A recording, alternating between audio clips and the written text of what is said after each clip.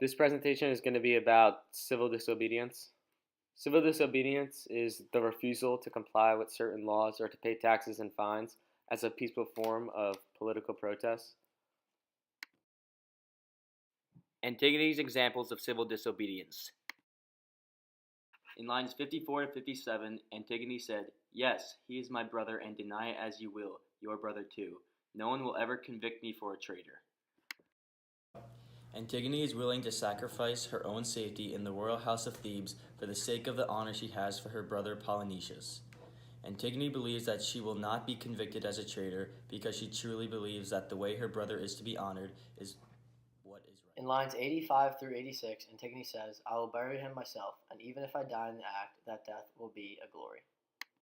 My interpretation of these lines is that Antigone is willing to go the full distance for something she believes in. She is going to give all of her effort to go through with this act. She is willing to die for something. In lines 111 to 113, Antigone says, "But leave me my own absurdity. Leave me to suffer this dreadful thing.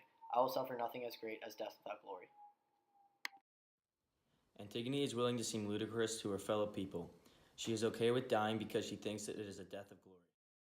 Civil disobedience in modern times. Martin Luther King is an example of civil disobedience. As a Baptist minister, he derived much of his philosophy of nonviolent civil disobedience from the Bible and from his understanding of teachings of Jesus. He was influenced by Gandhi.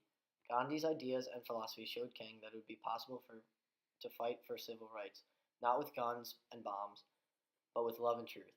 King's first opportunity to display civil disobedience in his society was becoming the leader of the Montgomery bus boycott. Another example of civil disobedience is black activists versus Confederate monuments. The events in Charlottesville, where fascists and Nazis beat people of color, caused widespread terror. Heather Heyer was murdered while law enforcement stood by and watched, revived public outcry over the glorification of Confederate monuments around the country, while elected officials dragged their feet and wrung their hands about violence on both sides. Black anti fascist activists in Durham didn't hesitate. At a solitary protest with Charlottesville, a group of black leftist activists pulled down a statue of Robert E. Lee in front of the Durham County Courthouse when their elected officials failed to do so. Another modern example of civil disobedience are the German pilots stopping deportations of asylum seekers.